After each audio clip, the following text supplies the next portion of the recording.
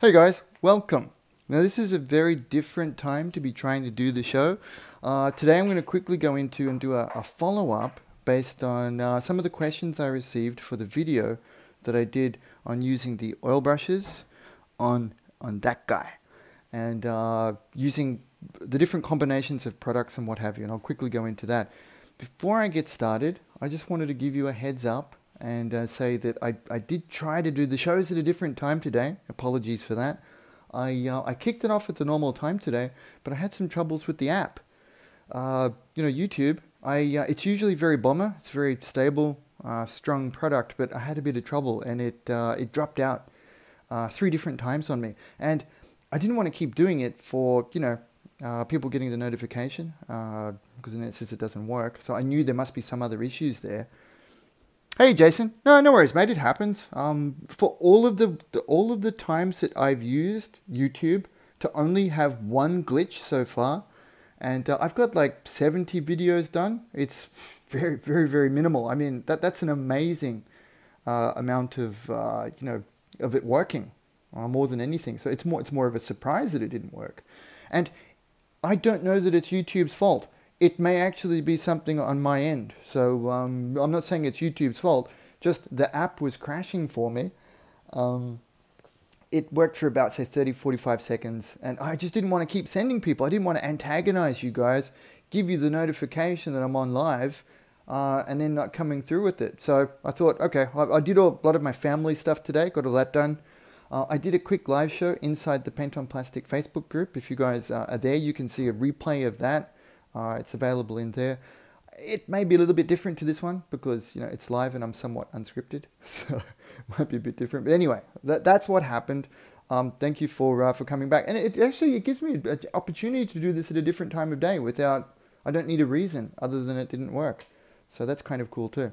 Okay, so I did the oil brushes video, and the one that's most recently shown is for this one, and I got a slew of questions.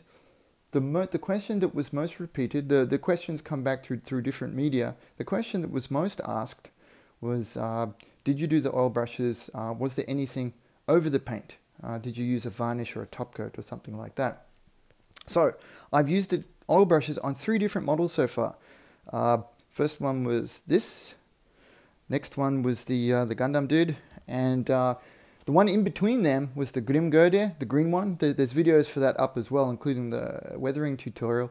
I've shot that over our friend over in Switzerland. I gave that away to one of the viewers of the show as a thank you. So I don't have that one to show. Sorry guys, but these 2 are perfect examples of how I used it. So this one's a combination. And the cool thing about this one is that it was a really good test bed and I could show a bunch of different things. It's Tamiya lacquer, then it's Mr. Color lacquer over the top of that for the white. Then all of the black and grey sections are Ammo by Mig Jimenez acrylics painted by hand. The metallics, the gold there, is Citadel Games Workshop acrylics too. And all of those parts, it has a couple of those, because it has decals on it, decals, water slides, these red ones here, and the white ones on the face. It has this as a top protective coat, because the decals don't react well to enamel thinner. So I used Awesome Sound, how's that? The Mr. Super Clear. This one is my go-to clear. I'll use this on almost all projects. I'll test in other stuff, but this one is my go-to. So that one was sealed, protected with this one, semi-gloss, and that protects decals, don't react well at all to mineral spirits. And then these were applied over it, as you can see in that video that's on the Ammo channel and on my channel. So that's that example. Then this one, they were applied neat. So I didn't thin them at all, and this one went straight onto the plastic with no barriers whatsoever. And this one is airbrushed exclusively with this set, the Mechas and Robot Colors by Ammo by Mig Jimenez there. And I airbrushed that on. I let it dry 24 hours. That was the really important part. I'll just see if you can see it. It's got a nice sheen there. And they went on directly onto that.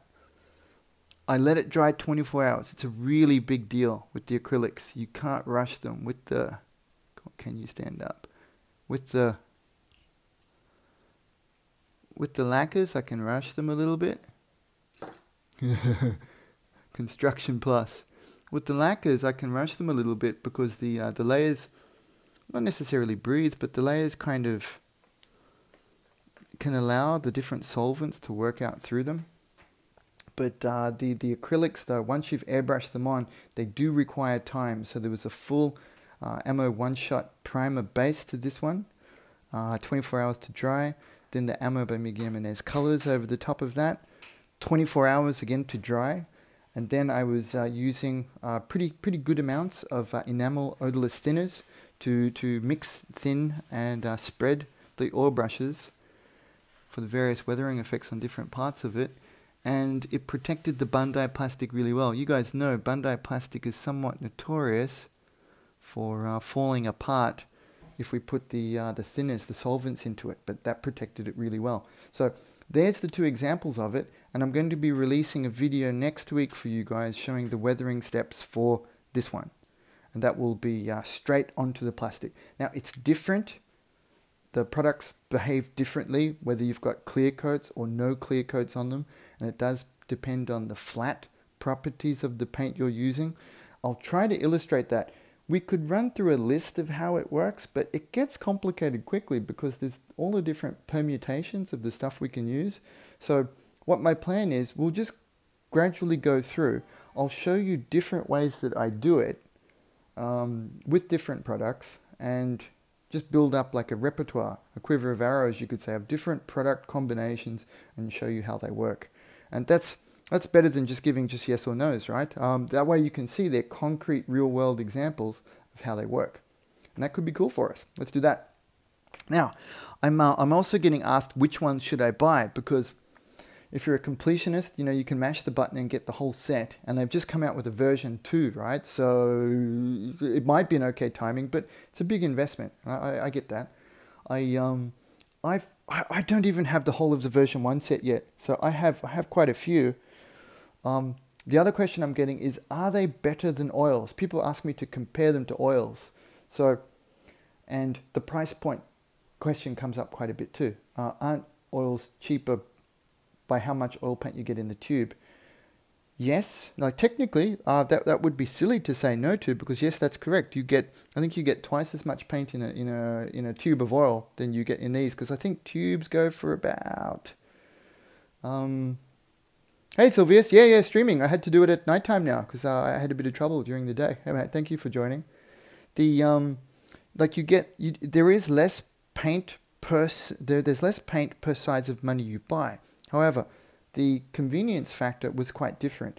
So when I use oil paints, and what people, when they've asked me about the oil paint thing, when you just buy straight oil paints, it's not a simple linear mathematical equation, if that makes sense, because I'll tell you there's quite a few times where I've not used an oil tube all the way to the end because it's dried up on me. So factoring that in, you don't always get the use of all of your oil paint tube. That's big, right? I mean, there's a couple of colors for me that didn't last very long. Snow White went very quickly. It was called German Ochre was another one. You guys know the range I'm talking about. They're excellent. I quite like them, but they dried out very quickly. I only used maybe 20% of the tube. So they would last a long time if they lasted, but they didn't. They dried out. So that's one thing I need to test on these ones, is their longevity. How long do they last in the tube? They've been out for, I think, 12 months or so. So we'll see. If they start drying up, we'll get feedback back. But that company, Ammo's, invested in a second version of these. So I think they're getting traction and they might be doing well with them.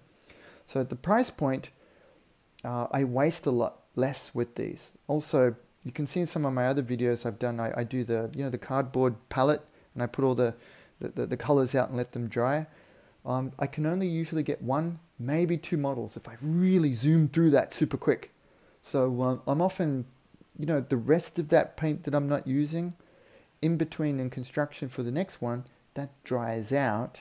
You can't use it, and I ended up chucking that out as well. So, you know, there's that for the price point as well.